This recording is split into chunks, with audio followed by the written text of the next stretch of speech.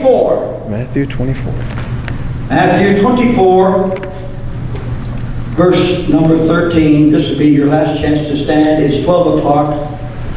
I've got places to go, people to kiss, and food to eat. The good news is I ain't kissing nobody in this building.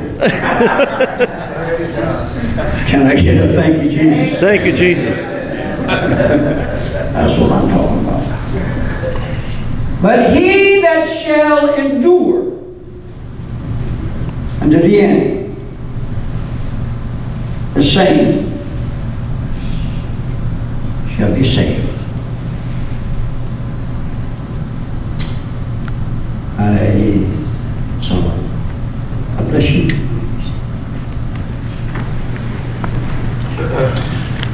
My wife and I have treasured friends in Brother and Sister Steve Wilson. Every year we go to quartet conventions together. And their son Patrick went to Bible school with my daughter and son-in-law. Our worlds have been connected for quite a few years. He is nothing but the ultimate gentleman. She is a woman of God herself. And our lives have been extremely blessed and enriched just getting to know them. When I first went there to preach for them, Patrick had been dead about 4 years. You know, it's tough to walk out of the door of your house and look across the street and see the graveyard and your son's tombstone. And the little graveyard right beside the church in Bethlehem, about 7 miles from Potts Camp. And Potts Camp has about 400 people or so.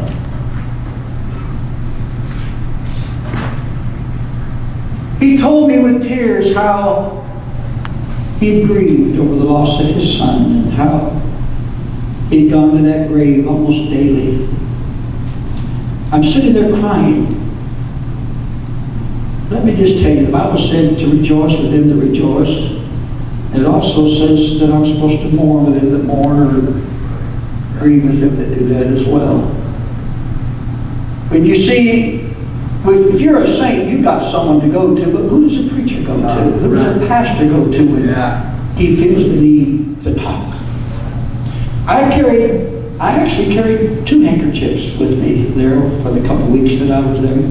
He'd put in CDs of Patrick singing or Patrick preaching or Patrick playing. I felt robbed, not really getting to know him very well.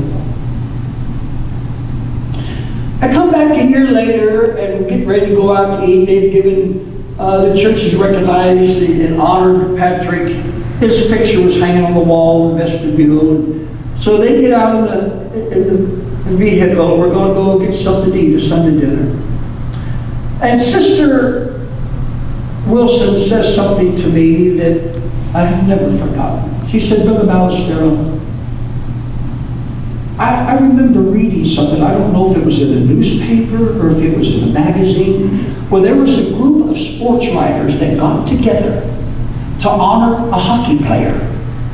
Not because he was good, not because he could make a lot of points, not because the people liked him, but because even though he was hurt, cut, had some broken bones, he would not sit on the bench. And they honored him for being willing to play hurt. And that's what I want to talk to you about this afternoon. Willing to play hurt.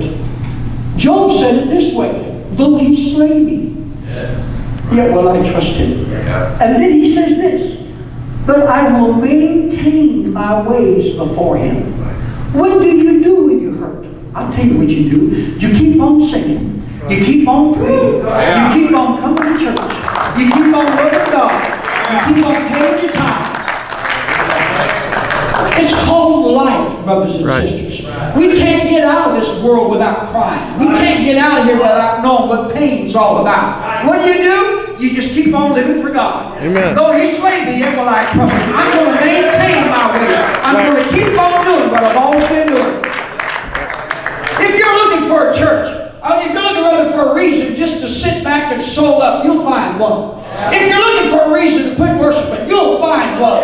You've got to make up your mind. I'm in this thing for the long haul. We used to sing, I'm going through, Jesus. I'm going through. We don't hear a lot of songs about determination anymore. We used to sing, take the whole world, but give me Jesus. Right. Come on, somebody. Amen. Why don't you give me Deuteronomy 33, please, verse 24, verse 25. David had said, the lines have fallen unto me in pleasant places. Meaning that when I got my inheritance, when the surveyors got done surveying, I got me a nice piece of property. I've got nice green grass. I've got a brook flowing through my property. I got some nice pretty trees.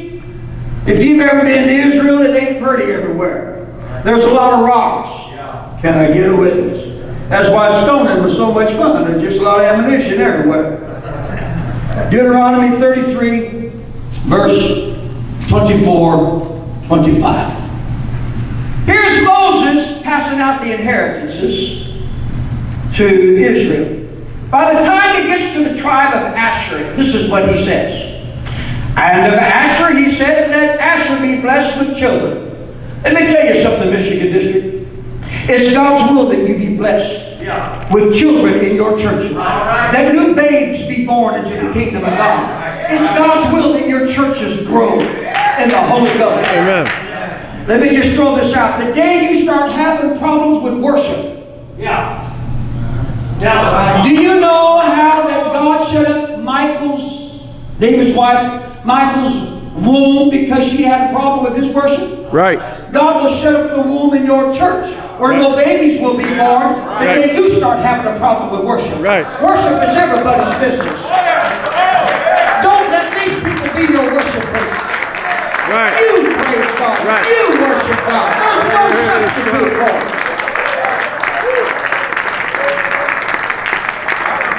Let Esther have revival. And let him be acceptable to his brother. That, brothers and sisters, where did that come from? Oh, you precious boys. Let him be acceptable to his brethren. That speaks to me of unity. Why am I going over this again today? This is the second time. You'll have no revival without having that unity, and you can't have that unity till you start forgiving one another. Somebody needs to pick up on a lesson here. And let his foot be, let him dip his foot in oil. God wants your walk, your life to be anointed. Right.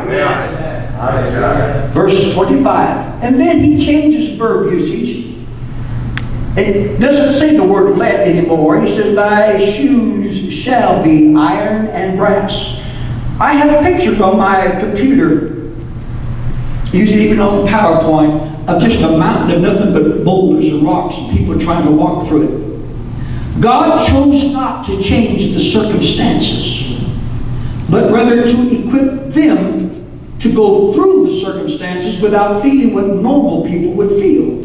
Because somebody couldn't walk through that mountain barefooted or with thin-soled sandals. So God says, I'm going to put shoes on you of iron and brass.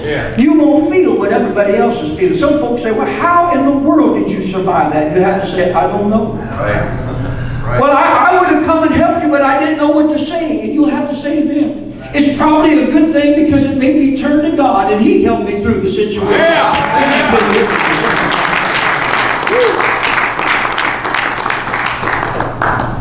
Turn around and face that direction right there. God! Well, I tell you what I'm going to let you do. I'm going to let you stand right there and watch for just a moment or two. How many of y'all ever been to a shoe store? Most of you. That's good. Guys over here, the mama's still behind the shoes. They didn't make it a hand. One of them looking like a little bitty.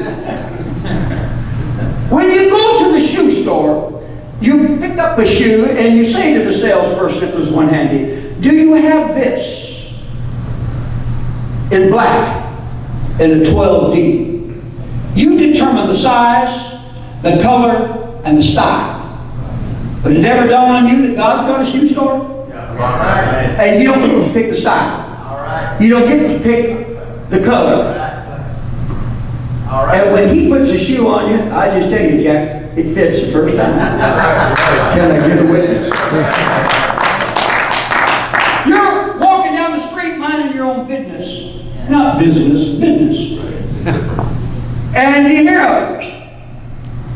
And the Lord's leaned up against the door jamb of His shoe store and said, "Hey, Ballestero, your shoes came in." "My shoes, Lord? I didn't order no shoes." "Oh, I ordered them for you." And you go in and you sit down. And He tries or puts a pair of shoes on. You said, "I call these peace." Yeah. "Peace, Lord?" Mm-hmm. You're getting ready to walk down Turmoil Avenue. Yeah. You're going to have a turmoil on the job, or maybe in your marriage, or at the church, or in your health. Could be your finances. Right. But I'm going to put some shoes on you to help you get through this mess. Right. Come on, right. Turn this way, someone. Normally, if let's say that He is my understanding. I can't do any more in life than my understanding will allow me to do.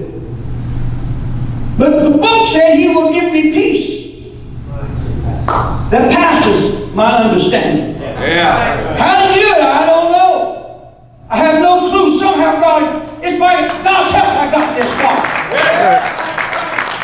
God will give you shoes for the road, brothers and sisters. Come on, man. Praise God.